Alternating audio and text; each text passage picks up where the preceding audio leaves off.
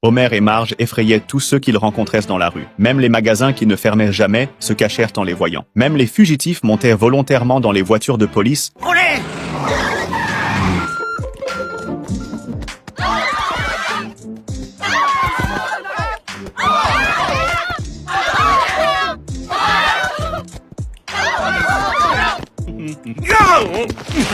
Lorsqu'ils les croisaient. Comme ils étaient tellement mal accueillis, ils n'avaient d'autre choix que de quitter Springfield. Mais les enfants ne comprenaient pas pourquoi il y avait des noms sur les étiquettes de leurs vêtements. Les enfants, il n'y a pas de quoi vous inquiéter.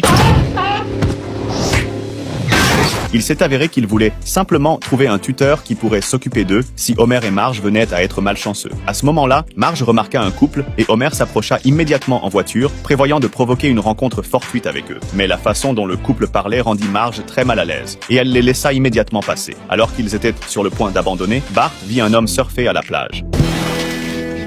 Yo, je suis Mav. Waouh, un ventre d'homme peut être plat. Ah, c'est un des effets collatéraux de la pratique professionnelle du surf. Waouh. La femme de Muff, Portia, était avocate spécialisée en droit de l'environnement. Les enfants les apprécièrent beaucoup et Homer et Marge les trouvèrent également convenables. Ils devaient tout faire pour gagner la confiance de ce couple. Bart et Lisa invitèrent le couple à partager un repas. Leur maison était extrêmement luxueuse. Muff avait gagné plusieurs millions lors de sa tournée mondiale l'année dernière. Portia possédait tout un mur de diplômes. L'un pouvait gagner de l'argent, l'autre était extrêmement intelligent. Dans l'esprit d'Homer, c'étaient les tuteurs parfaits. Dakodak, prenez tout le temps qu'il vous faut. Je veux juste savoir si vous aimeriez être leur tuteur. Les choses se passaient trop vite et Portia se sentit partagée. Elle trouvait que c'était trop rapide. Un jour ne suffisait pas pour vraiment connaître un enfant, mais Muff trouva cela très intéressant et prévint de passer d'abord une demi-journée avec eux. Portia, en revanche, pensait qu'adopter un enfant nécessitait une réflexion plus attentive. Peut-être que ceci va vous aider à vous faire une opinion. Elle est vide. On sait jamais quand on a besoin de poster quelque chose.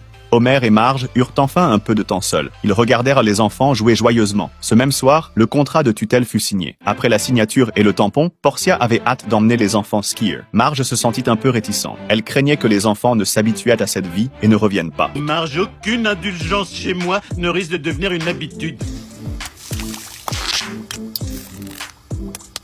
T'es obligé de faire ça devant tout le monde. Ça m'aide à écrire. Après tant d'années, Homer et Marge purent enfin se détendre complètement. Leur temps passé en couple était un vrai bonheur. Pour ceux qui ont des enfants, ne pas en avoir était le luxe ultime. Soudain, Marge vit une photo de famille et fut momentanément incapable d'accepter la réalité. Ils décidèrent immédiatement de ramener les enfants. Homer conduisit rapidement jusqu'à la villa de vacances du couple à la montagne. Après avoir passé quelques jours ensemble, Muff trouva que s'occuper des enfants était plus amusant que de partir en vacances. Il pouvait voir qu'Homer ne voulait plus d'enfants, donc il semblait logique de les laisser adopter les enfants. Mais à ce moment-là, Lisa et Bart refusèrent. Ils préféraient encore leur maman et leur papa originels.